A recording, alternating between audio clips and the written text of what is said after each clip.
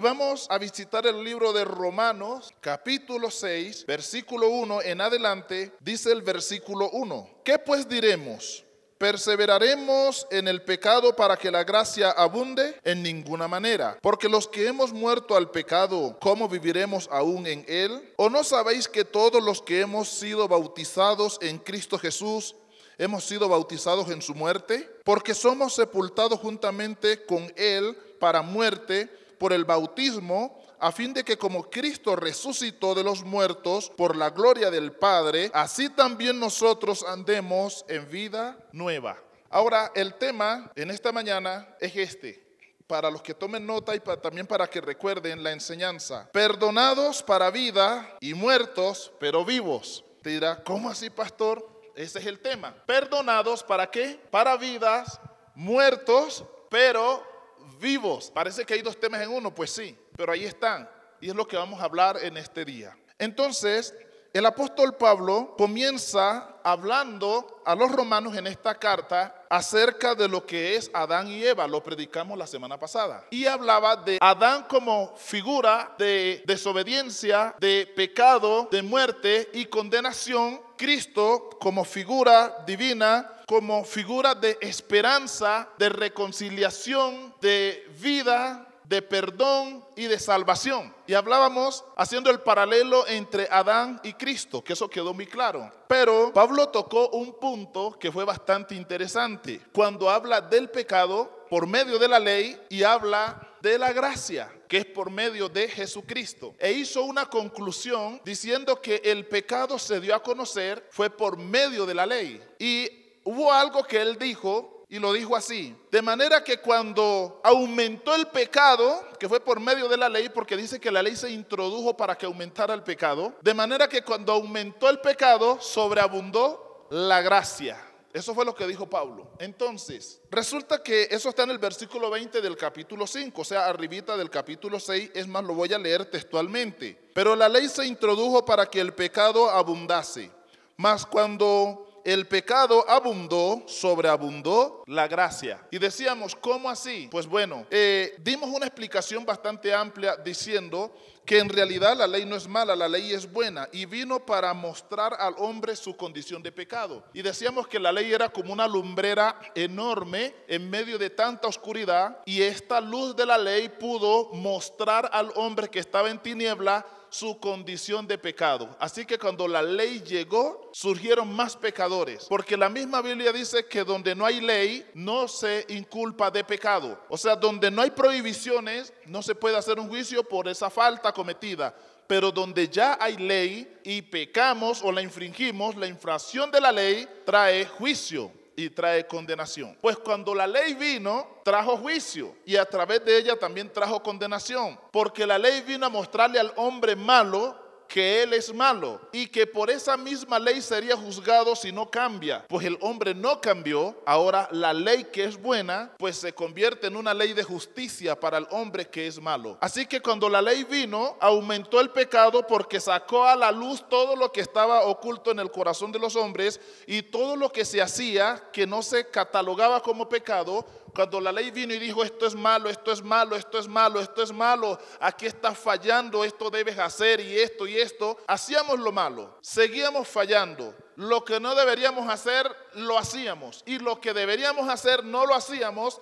Toda esa ley nos juzga. Así que esa ley es la que muestra que somos pecadores en gran manera. Y según la ley, Dios encontró tanto pecado en nosotros, decíamos, que nos dejó sin remedio. No había una solución ya para el hombre, dado a que de acuerdo a su pecado y su comportamiento, así es el trato.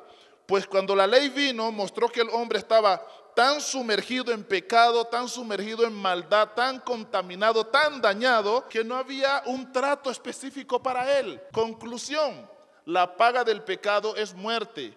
Conclusión: el pecado y la desobediencia del hombre se convirtieron en separación de Dios, y hizo que el hombre quedara expulsado de la gloria de Dios. Entonces el hombre quedó sin remedio. Cuando no hay solución para nosotros, Dios toma una decisión, y la decisión es esta: por gracia soy salvo. No hay nada que se pueda hacer por ustedes, así que decido regalarles la salvación, pero esta no es gratis, esta será por medio de Jesucristo. Así que Cristo paga por nosotros y ahora por esa gracia de que ya alguien pagó, se nos regala la salvación a nosotros. Así que el hombre quedó sin remedio y la solución para el hombre fue: por gracia sois salvos. Gloria a Dios. Ahora, Pablo no quiere dejar una rueda suelta. Y me gusta la inteligencia de Pablo, lo certero que es. Y él siempre, por el Espíritu de Dios, va un paso adelante de los hermanos, adelante de las personas,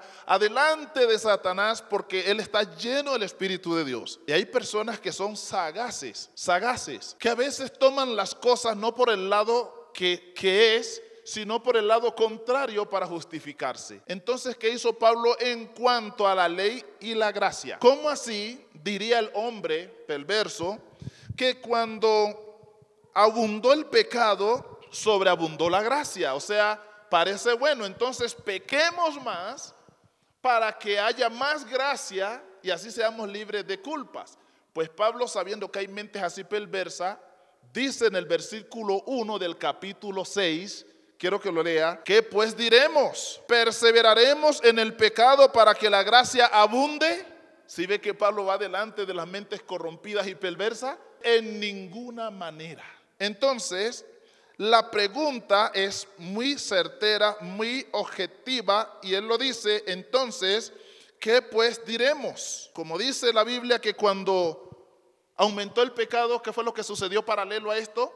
Sobreabundó la gracia. Pues la gracia sobreabundó dado a que ya no había solución para el hombre. Así que Dios abunda en gracia para poderlo perdonar. No fue que el pecado hizo que fuéramos unos bendecidos en ninguna manera. Más bien el pecado hizo que fuéramos unos condenados. Y dado a esa gran condenación, como Dios es amor, decidió pasar por alto, perdonar nuestros pecados, pero por gracia. Siempre me gusta aclararlo: lo recibes todo cuando no mereces nada. Esa es la gracia. Y Dios nos salvó por gracia. Ahora bien, entonces Pablo dice, hay mentes que pueden pensar de esta manera. Entonces, ¿qué? ¿Pecaremos para que la gracia abunde? ¿Vamos a seguir haciendo males? ¿Vamos a seguir en desobediencia? ¿Vamos a seguir con los malos comportamientos? ¿Vamos a seguir fallándole a Dios con un corazón duro? ¿Vamos a seguir entregados al mundo, viviendo en tiniebla para que la gracia abunde? ¿Qué dice Pablo? En ninguna manera. ¿Tú qué piensas de esa manera y ya no habrá gracia para salvarte? Porque, ojo, una fue la provisión de Dios para salvar al hombre, ya que Cristo dijo: Padre, perdónalos porque no saben lo que hacen. Están en tinieblas, su entendimiento ha sido cegado, ellos no entienden muchas cosas. Cristo quiso decir: ellos están siendo guiados y manipulados por las tinieblas y haciendo lo malo creen que hacen lo bueno, no saben lo que hacen. Pero cuando tú a conciencia te vuelves sabio en tu propia opinión y dices: como la gracia aumentó, cuando aumentó el pecado, pues entonces pequemos más para que haya más gracia, ahí ya no hay solución. Por eso Pablo le corta las alas a esa ave diciendo: ¿qué pues diremos? Para que no malinterpreten lo que ya dije. ¿Pecaremos para que la gracia abunde? Y él mismo responde: en ninguna manera. ¿Por qué lo dice? Porque hay mentes, hay personas que pueden tomar las cosas por el lado contrario, en vez de entender las cosas como la gracia las está mostrando. Y que esto quede claro para la congregación que hoy está aquí reunida. El pecado de nosotros no va a hacer que Dios nos bendiga más y nos quiera más. Ahora, hay unos textos que hablan de la benignidad de Dios. Benignidad es que Dios es bueno, es benigno, o sea, siempre está ahí para ti, te bendice, nos rodea, nos guarda, está pendiente de nosotros, aún siendo pecadores y portándonos mal. Entonces la Biblia dice: no ignoréis que la gracia de Dios, o sea, la benignidad de Dios para con vosotros es para arrepentimiento. Quiso decir, ustedes hacen lo malo, se portan mal, viven mal y aún así Dios los bendice. Pero tengan en cuenta que esto que Dios está haciendo no es premiando su desobediencia. Lo que Dios está diciendo es: tú te portas mal, pero yo te bendigo para que veas mi gracia, entiendas que te amo, que no te quiero castigar. Entonces, comprende que la benignidad de Dios no es un premio, es para guiarte al arrepentimiento. Lo mismo, cuando la gracia abunda sobre el pecado, no es un premio por ser pecadores. Es la benignidad de Dios, es el favor de Dios, es el amor de Dios dándonos oportunidades para que nos arrepintamos. Porque hay personas que dicen: yo no voy a la iglesia, yo no vivo haciendo oraciones, yo no tengo que estar allá metido o metida, y mire cómo Dios me bendice y me prospera. Y la gente toma esto, en vez de guiar a la gente a Dios, toma esto para alejar a la gente de Dios. Yo no vivo de rodillas, yo no vivo haciendo ayunos, yo no vivo metido en el templo, y mire cómo Dios me bendice. No hay que estar siempre por allá para ser bendecido. Ojo con eso. Lo que pasa es que a pesar de que tú no lo haces, Dios te bendice, es para guiarte al arrepentimiento. No te quiere guiar a punta de azote, te quiere guiar con cuerdas de amor. Haces mal y Él te hace bien. Fallas y Él pasa por alto tus pecados, te los perdonas. No lo buscas, pero Él está contigo, está allí bendiciéndote. No lo estás amando, como dice la Biblia, sobre todas las cosas, pero Él te está seduciendo, atrayendo hacia Él con su mismo amor.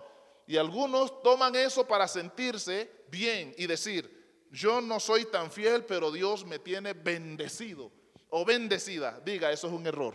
Es un error pensar que los malos comportamientos, nuestra indiferencia y nuestra tibieza es premiada con bendiciones y añadiduras. Es un error pensar o tomarlo de esa manera. Eso es como decir: pequemos más para que la gracia abunde. Y Pablo dice: en ninguna manera, en ninguna manera. El pastor se toma la tarea de poner ejemplos y explicar, tratando de arrojar la mayor cantidad de luz sobre cada asunto para que la gente entienda. Algunos la cogen a la primera, otros son sagaces y la cogen, pero la toman por el lado contrario. Así que Pablo hizo lo mismo. Él habló claro, la gente entendió, quedó obviado de que no hay que pecar para que la gracia abunde, pero él se toma la tarea de decir que pues diremos, pecaremos entonces para que la gracia siga abundando. ¿Qué está haciendo? Combatiendo esas actitudes y comportamientos de gentes ociosas. Pues dijo: en ninguna manera, porque Satanás puede tomar eso para, en vez de que la gente se arrepiente y se convierta, la gente se corrompa más, creyendo que le va a ir mejor. Amada iglesia, ese es el primer punto que Pablo desarrolla, y creo que lo explicó él mismo y ya nos queda claro. Ahora, Pablo responde a la pregunta de una manera amplia en el versículo 2, la parte B, porque ahí hay un punto y luego continúa la lectura hasta el versículo 4, y vamos a mirar la respuesta. O sea, en ninguna manera, porque los que hemos muerto al pecado, ¿cómo viviremos aún en él? ¿O no sabéis que todos los que hemos sido bautizados en Cristo Jesús, hemos sido bautizados en su muerte? Preguntas. Porque somos sepultados juntamente con él para muerte por el bautismo, a fin de que como Cristo resucitó de los muertos por la gloria del Padre, así también nosotros andemos en vida nueva. Gloria a Dios. Y está claro. Entonces Pablo dice: ¿o no sabéis que los que hemos muerto al pecado no podemos seguir viviendo en él? Cuando tú mueres a algo, la frase muerte es muerte que se quedó sin vida. Y si ya no hay vida, no hay nada que hacer con el muerto. Ya no se puede contar con ese ser muerto. Pues los que ya murieron al pecado, dice Pablo, pues obviamente no van a persistir en el pecado, porque el que murió a una condición, pues ya murió a ella y no va a volver a ella, porque está como, diga, muerto a esa situación. Hay gente que entiende esto también, que cuando están enojados con algún familiar, le dice: mire, considéreme muerto para usted. ¿Sí he escuchado gente así? No existo. Hay padres que cuando se enojan tanto con los hijos se vuelven extremos. Mire, para usted yo estoy muerto, yo estoy muerta, conmigo no cuente, no tiene papá, no tiene mamá, olvídese, considéreme muerto. Y yo también considero que usted murió para mí. Pero eso solo es de diente, vaya y tóquenlos y verá que ahí están presentes. Pero usan la terminología para dar a entender que no hay posibilidades ya entre ellos dos, dado a que eso se tiene que considerar muerto. Lo que está muerto, diga, está muerto. Y no hay nada que lo pueda revivir, solo el poder de Dios. Pues aquí dice que no vamos a pecar para que la gracia abunde, dado a que ya una vez morimos para con el pecado, y los que ya hemos muerto, se incluye Pablo, al pecado, ¿cómo viviremos aún en él? ¿Me puede explicar cómo se puede vivir con lo que ya murió? Diga, no es posible. Ahora, si usted ve que es posible de entre los que creen que murieron, pero en sí no murieron. Por eso su vida sigue siendo igual. Pero el que en realidad murió a algo, y muerto quedó. Los que se entregaron al evangelio de corazón y tomaron una decisión firme para la gloria de Dios y se convirtieron a Jesús y se mantienen firmes en Jesús, y su decisión es que al mundo no vuelven más, pase lo que pase. Esas personas murieron para el mundo. Están en el mundo, dice Cristo, pero ya no son del mundo. Y pasan los años, gente viene, gente se va, gente vive, otros mueren, se cambia de lugar, pasa lo que pasa, pero esas personas nunca vuelven al mundo porque un día tomaron una decisión y murieron para las costumbres del mundo y viven para Dios. Cuando se muere algo, diga, se muere. Y Pablo dice, no, o sea, el que cree que puede seguir pecando para que la gracia abunde, si ya murió el pecado, le es imposible, porque si ya murió, ya murió. Así que su técnica no va a ser el pecado, sino es que va a seguir viviendo bajo la redención de Jesucristo. Amada iglesia, y lo segundo que Pablo dice, Pablo sustenta lo dicho y amplía mucho más y profundiza en cuanto al poder de la muerte, resurrección y vida en este pasaje. Porque el tema, ¿cuál es? Perdonados para vida y muertos, pero vivos. Entonces él profundiza más el tema en cuanto a muerte, resurrección, en cuanto a vida. Él lo profundiza para que la iglesia entienda lo que ya Dios nos ha concedido, para que el pueblo entienda lo que ahora somos en realidad, por todo lo que Dios hizo, pero también por la decisión que ya tomamos, la decisión de fe. El día que nos convertimos a Jesús, allí se abrió un mundo nuevo. Allí sucedieron cosas nuevas para todos los creyentes a nivel mundial. El día que se entregaron a Jesús, algo sucedió en el mundo espiritual en cuanto a ellos. Y muchos no son conscientes de lo que lograron por haberse entregado a Jesús, por haberse convertido al evangelio, por haberse metido realmente con Dios. Muchos no entienden la puerta que se les abrió. Solamente saben que son cristianos. Pues Pablo también dice, hay algo que se logró, que no lo hicieron ustedes, pero lo hizo Cristo. Y esto funciona por la eternidad a favor de ustedes, los creyentes, ante Dios, porque lo hizo Cristo. Y muchos no somos conscientes que hay cosas que no hemos logrado en nuestro propio mérito, pero que ya Cristo las logró por los creyentes. Y eso está vigente para la gloria de Dios, para todos los seres humanos que quieran aprovechar la gracia de Jesús y convertirse. Y Pablo explica todo esto.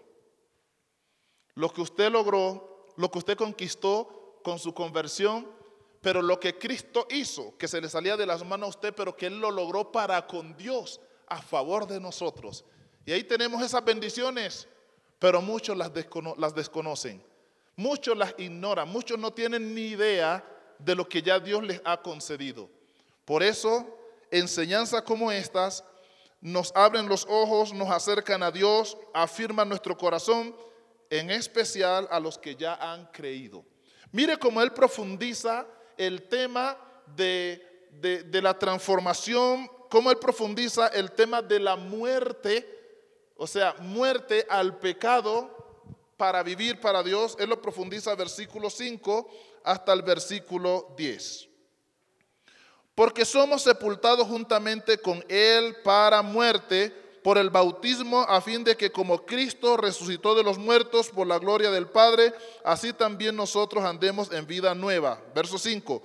Porque si fuimos plantados juntamente con Él en la semejanza de su muerte, así también lo seremos en la de su resurrección, sabiendo esto, que nuestro viejo hombre fue crucificado juntamente con Él para que el cuerpo del pecado sea destruido, a fin de que no sirvamos más al pecado.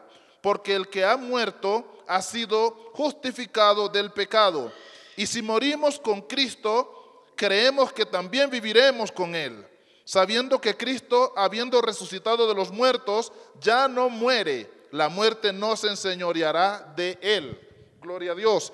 Dos cosas importantes quiero explicar rescatando unos puntos del versículo 4. Cuando Pablo dice que el que ya murió al pecado, murió en Cristo, y coloca el bautismo de ejemplo. Dos cosas. Hablemos de la muerte en cuanto al pecado por medio de Jesucristo. Recuerde que Cristo es nuestro representante ante Dios. Cristo venció el pecado con poder. Y la Biblia dice que fuimos bautizados en la muerte de Cristo. O sea que cuando Cristo fue a la cruz, observe bien, y Él venció el pecado allá en la cruz y murió por los pecados.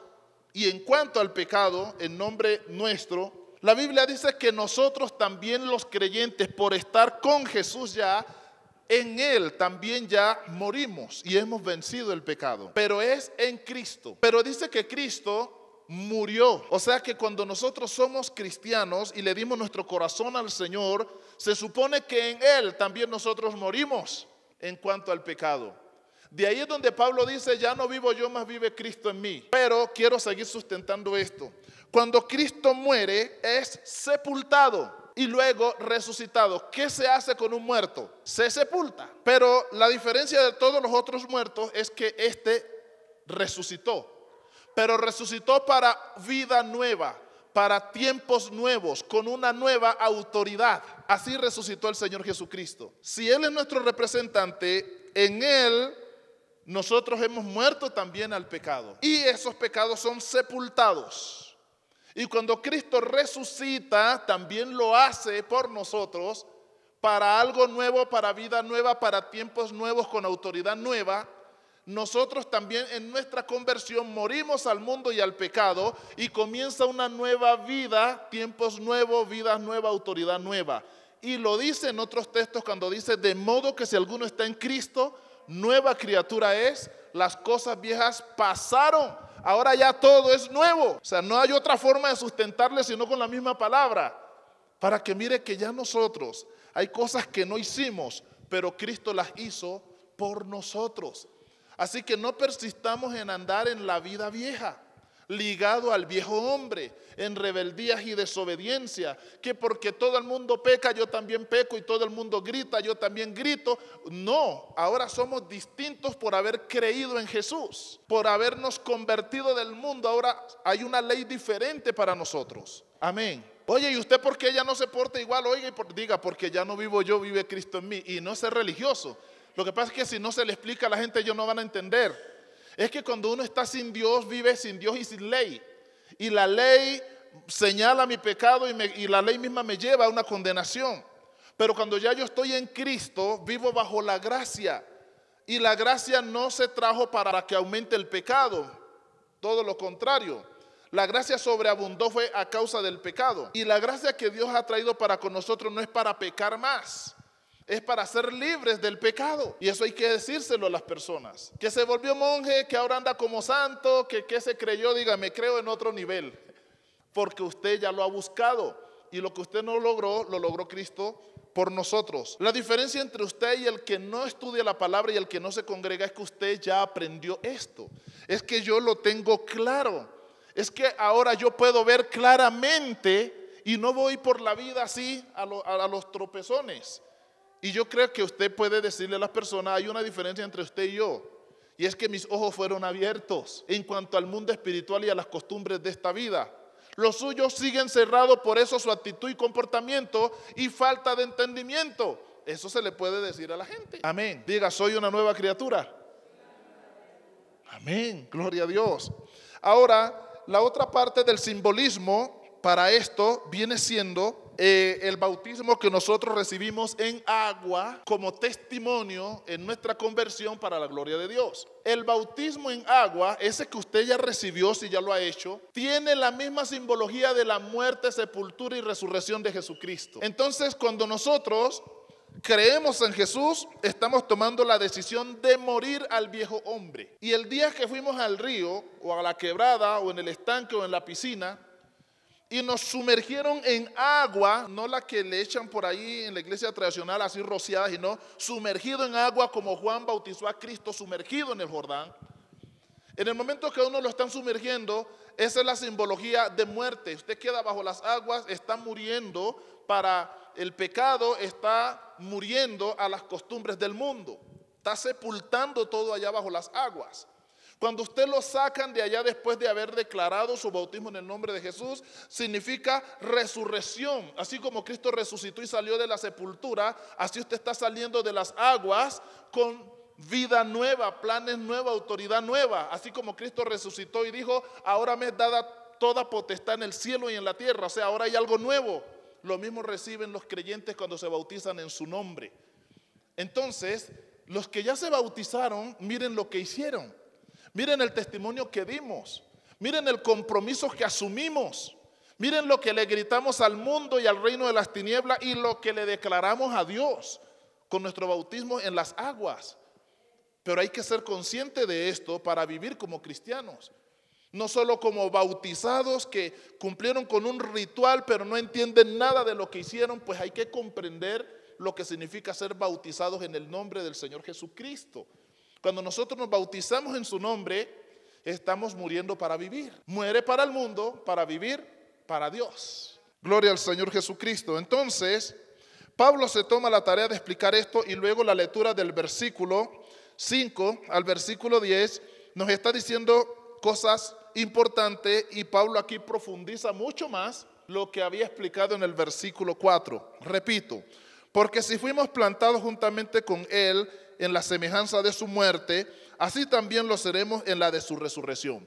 Cristo murió, morimos ahí con él, Cristo resucitó, somos plantados con él, si él muere morimos y si él vive, nosotros también viviremos con él. Gloria a Dios. Entonces mire, y dice la palabra del Señor, sabiendo esto que nuestro viejo hombre fue crucificado. ¿Quién lo crucificó?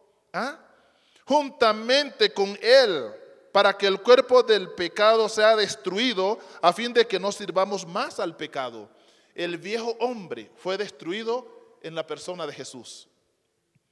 O sea, esa vida que nos domina, la vida de desobediencia, la vida del pecado, la vida de tinieblas, las costumbres de la vida del mundo, la Biblia dice que esto pertenece al viejo hombre. Y dice que Cristo lo venció y lo sepultó. En otras palabras, aunque el viejo hombre pretenda dominarnos, la Biblia dice que él ya fue muerto, ya fue crucificado. Por lo tanto, el viejo hombre ya no tiene el mismo poder y autoridad sobre nosotros como la tiene sobre aquellos que no han entregado su vida a Jesús. Por eso, si el no creyente hace cosas raras y extremas, el creyente debe de abstenerse de hacerlas, ya que al no creyente lo domina el viejo hombre, pero el creyente ya está revestido del nuevo hombre. Por eso tiene que haber una diferencia entre el convertido y el inconverso. Y usted y yo debemos de ser conscientes que aunque el otro maldiga, nuestro vecino o nuestro amigo, nosotros no debemos de hacer lo mismo. Aunque mi vecino reniegue de Dios, yo no puedo hacerlo, porque ya mi viejo hombre fue crucificado. Si mi vecino o mi amigo no quiere saber de Dios, no busca a Dios, es maldiciente, vive prácticamente en blasfemia contra Dios, yo no tengo por qué contaminarme, porque ya yo soy una nueva criatura. Pero desafortunadamente hay gente que se deja leudar de aquel que no ha sido transformado.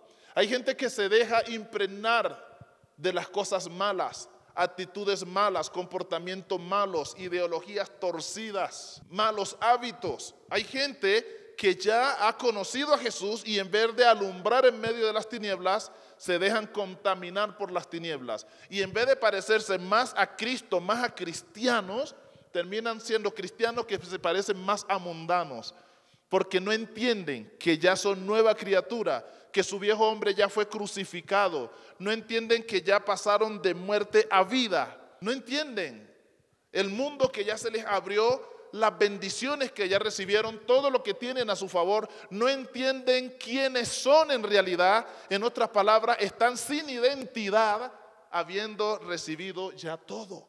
Amor, el cristianismo no se trata de un montón de prohibiciones.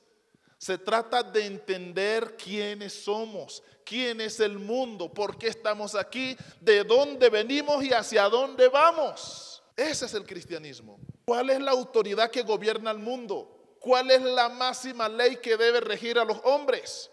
Ese es el cristianismo. ¿Cómo debemos comportarnos? ¿Cómo debemos tratarnos? ¿Cuál tiene que ser nuestra ideología, nuestro léxico o vocabulario? Ese es el cristianismo. Nuestros hábitos, ¿cuáles deben ser?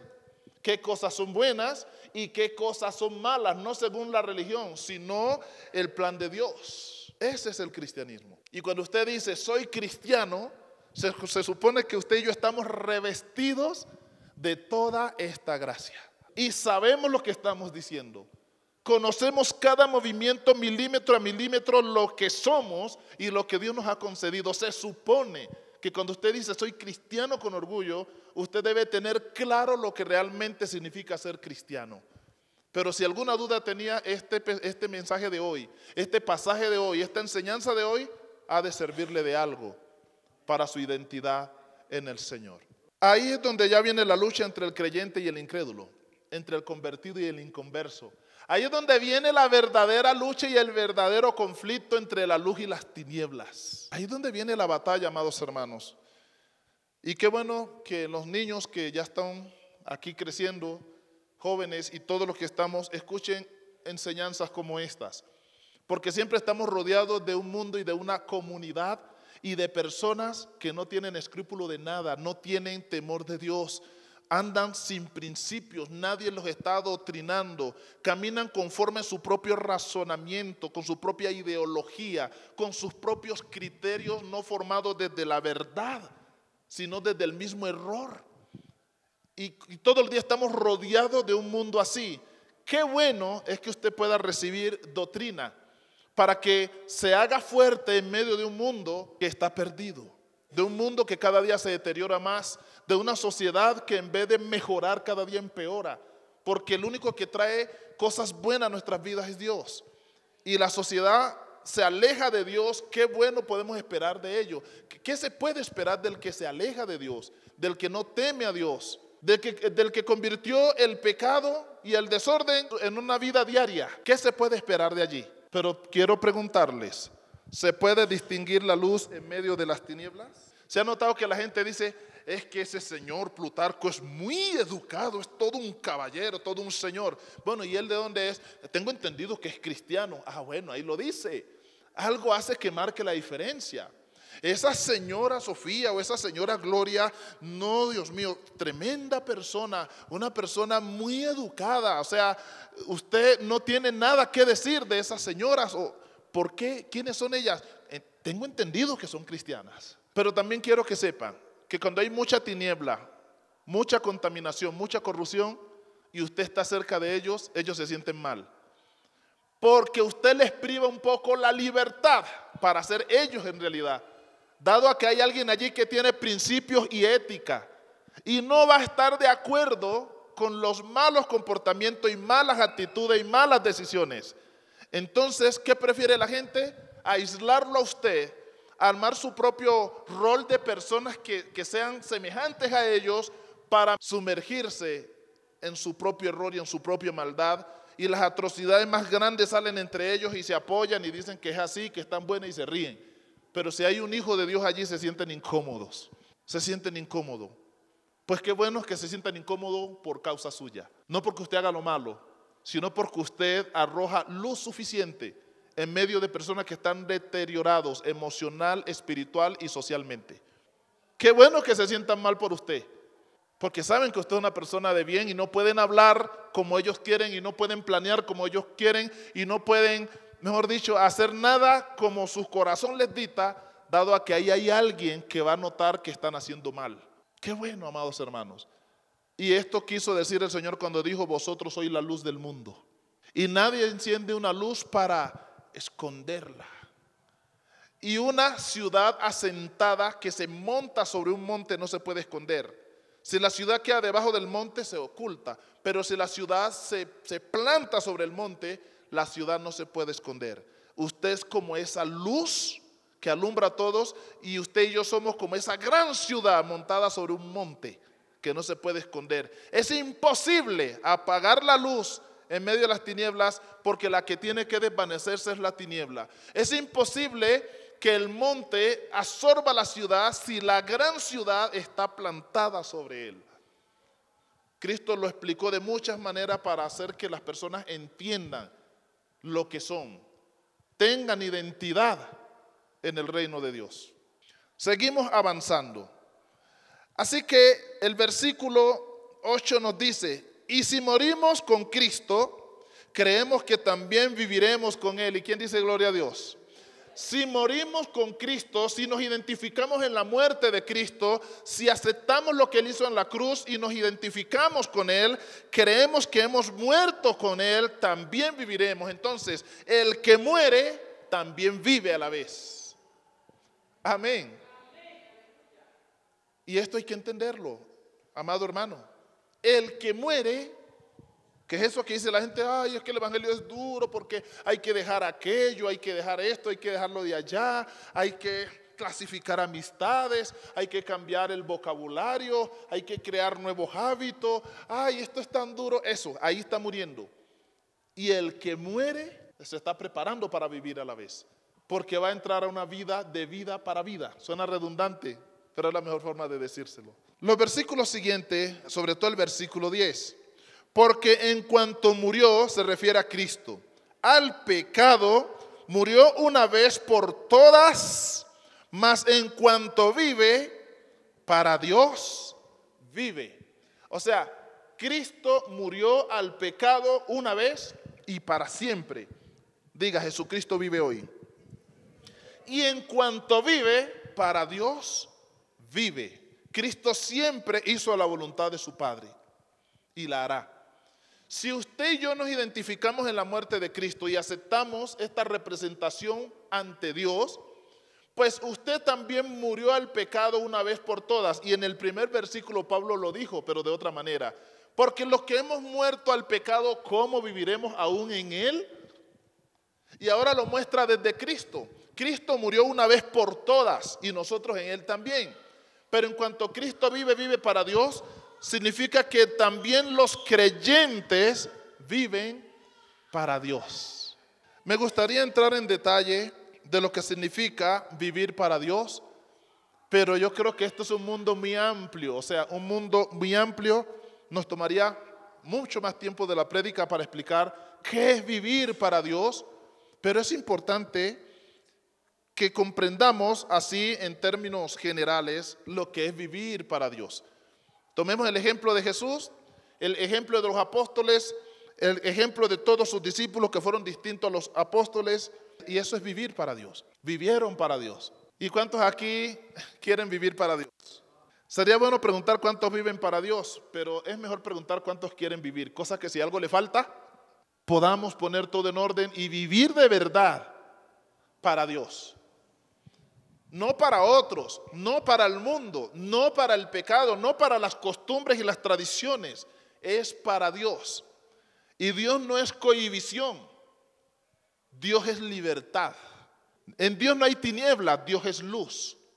En Dios no hay muerte, en Dios hay vida.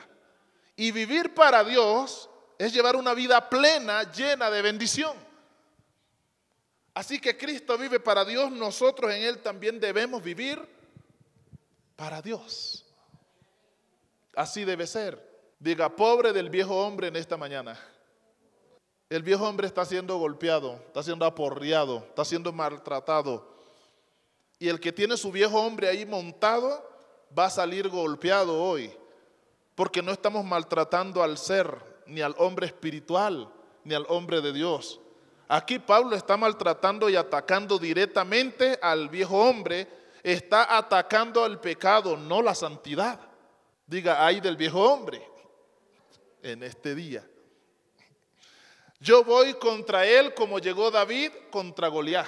Y los versículos siguientes nos van a abrir un panorama mucho más amplio, y es en donde Pablo aplica todo lo dicho a los creyentes convertidos que son la iglesia del Señor Jesucristo. Todo lo dicho anteriormente y todo lo explicado, Pablo se lo aplica a los creyentes, a los convertidos, que son la iglesia del Señor Jesús. Se los aplica a ellos, no al inconverso. ¿Y qué dice? Versículo 11, así que también vosotros consideraos muertos al pecado, pero vivos para Dios en Cristo Jesús, Señor nuestro. Versículo 12, no reine pues el pecado en vuestro cuerpo mortal, de modo que lo obedezcáis en su concupiscencia. Sigamos leyendo. Ni tampoco presentéis vuestros miembros al pecado como instrumento de iniquidad, sino presentaos vosotros mismos a Dios como vivos de entre los muertos y vuestros miembros a Dios como instrumentos de justicia. Gloria a Dios. Lo dice claro. Entonces, lo primero, así dice, así también vosotros considerados muertos al pecado, pero vivos para Dios en Cristo Jesús. Lo primero, consideraos muertos, pero vivos. De ahí viene el tema. Muertos, pero vivos.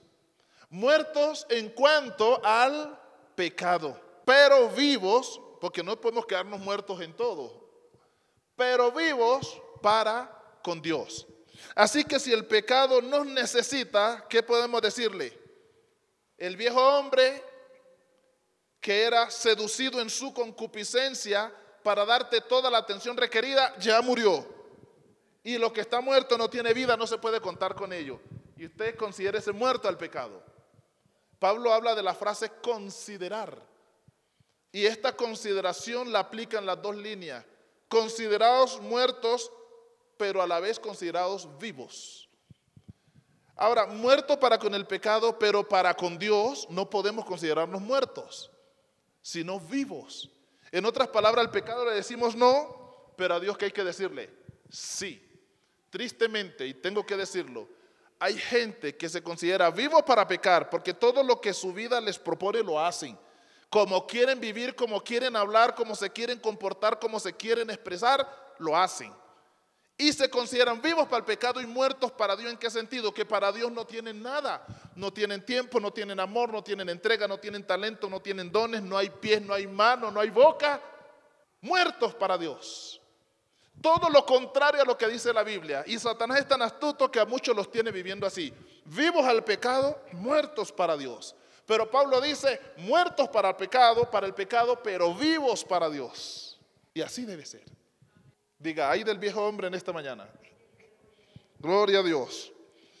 Entonces, amada iglesia, de ahí sale el tema, muertos pero vivos. Lo segundo, el pecado en el cuerpo mortal produce muerte y condenación. Repito, el pecado en el cuerpo mortal, o sea, en nosotros, produce muerte y condenación. No creo que sea necesario explicarlo. La paga del pecado, ya usted sabe, eso no es un alagio pastoral, perdón, eso es un texto bíblico, doctrina bíblica. Y cuando dice no reine el pecado en vuestro cuerpo mortal, ¿qué quiere decir?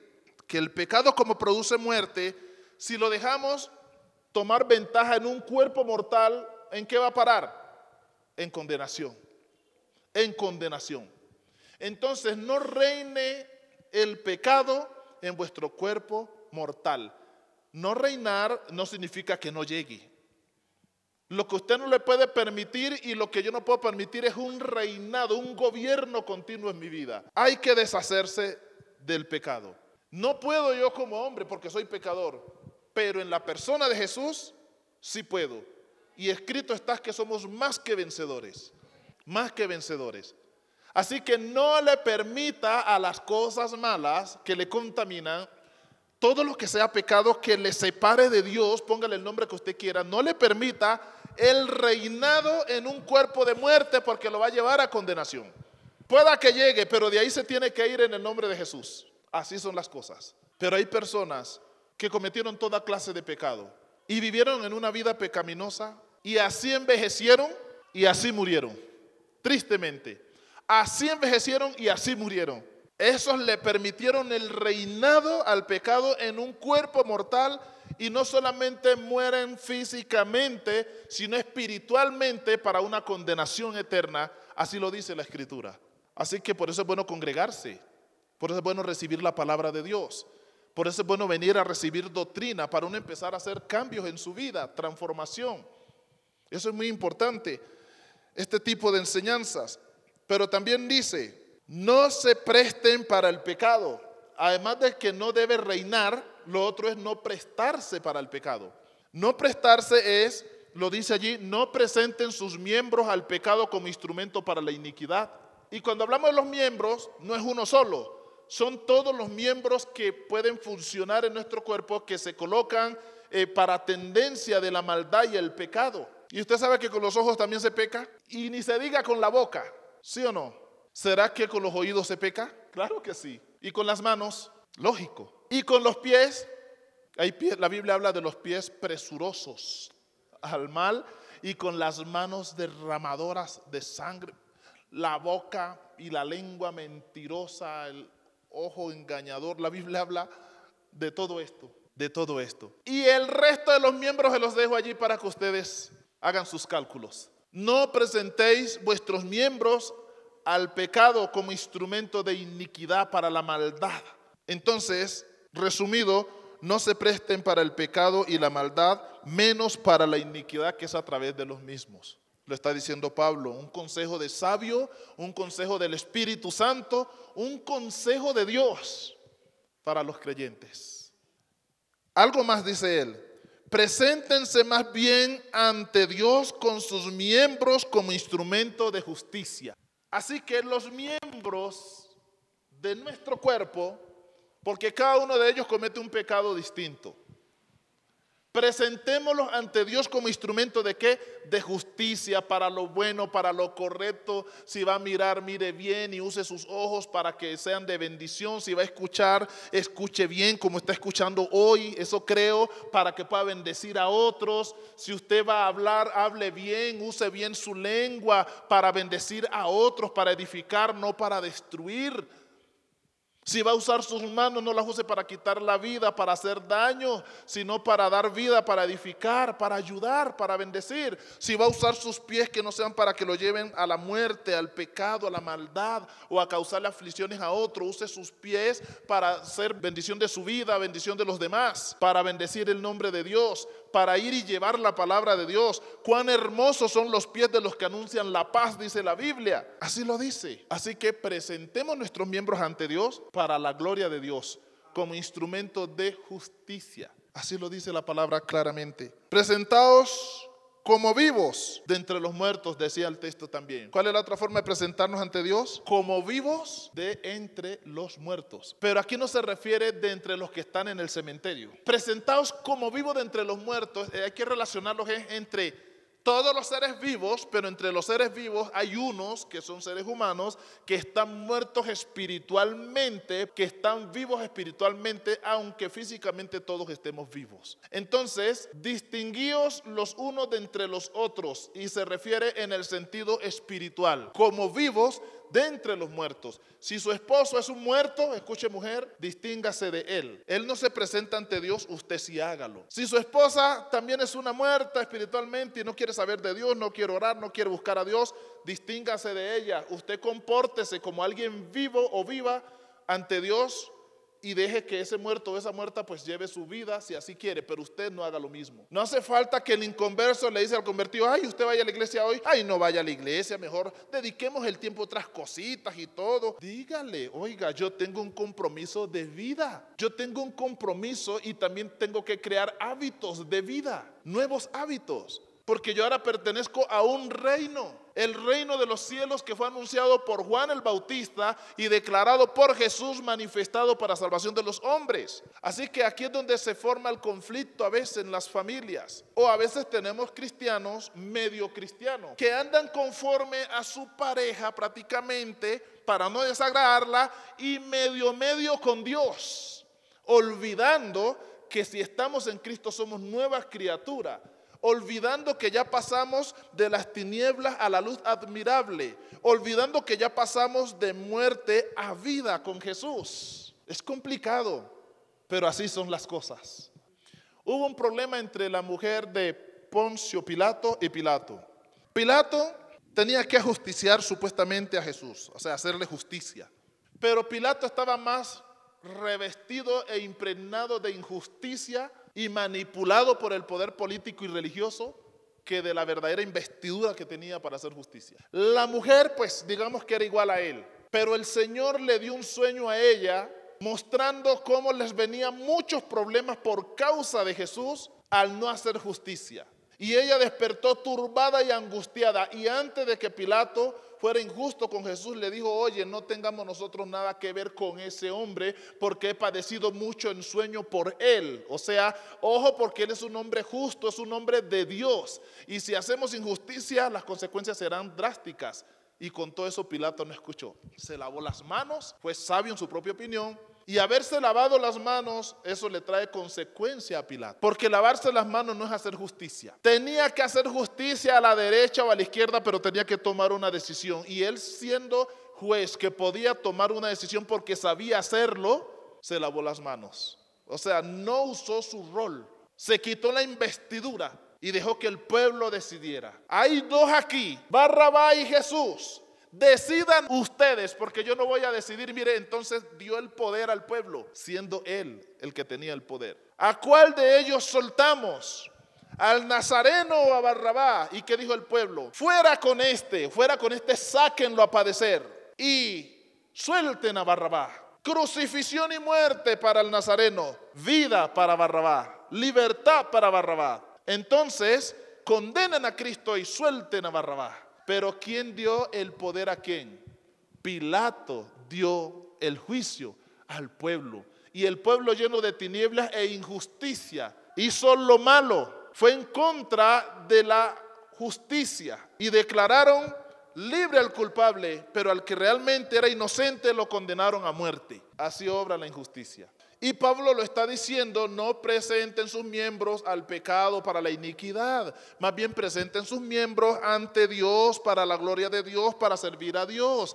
No se presenten al pecado vivos, para el pecado están muertos, pero preséntense ante Dios como vivos de entre los muertos, que se distinguen de los demás. Dígale que está a su lado: se te hace tarde. ¿Cuándo vas a iniciar? ¿Cuándo vas a comenzar? ¿Usted cree que tiene toda una vida para arreglar estos problemas ante Dios? No la tiene. Algo que le va a tomar mucho tiempo es combatir contra la duda, la falta de fe. Y eso le puede tomar décadas o segundos. Pero la falta de fe toma mucho tiempo combatirla para llegar a creer. ¿Recuerdan ustedes que Tomás tuvo el testimonio de gente seria y dijo que no iba a creer? ¿Recuerda que Tomás tuvo el testimonio de Pedro, el testimonio de María, el testimonio de todos los demás? Y dijo: no creeré.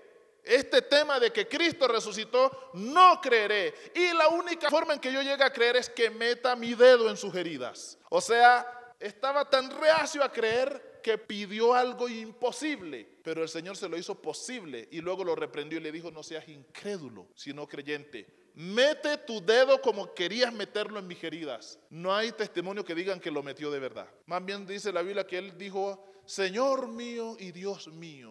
Esas dos cosas. Perdóname, soy un miserable, ¿cómo se me ocurrió? No me sujetes a tanto. Y el Señor le dijo: bueno, pues no seas incrédulo, sino creyente. Pero mire la forma tan poderosa en que Cristo tuvo que combatirle la incredulidad a Tomás. El solo hecho de combatir la incredulidad en su vida para que usted esté bien afinadito en Dios y en armonía con los hermanos, le toma tiempo. Porque hay ciertas cosas que deben suceder para usted comenzar a creer. Entonces no tiene mucho tiempo para empezar a poner en orden su vida en Dios. Y ya para ir concluyendo, amados hermanos, gloria al Señor, dice la palabra del Señor. Escuchen lo que les voy a leer y presten atención a esto. La gracia no es para muerte, sino para vida. La gracia no es para condenación, es para justificación. Porque en la gracia de Dios fuimos justificados, declarados libres de culpa. La gracia no es para pecar, sino para ser libres del pecado. Para esto es la gracia. Entonces, por gracia sois salvos.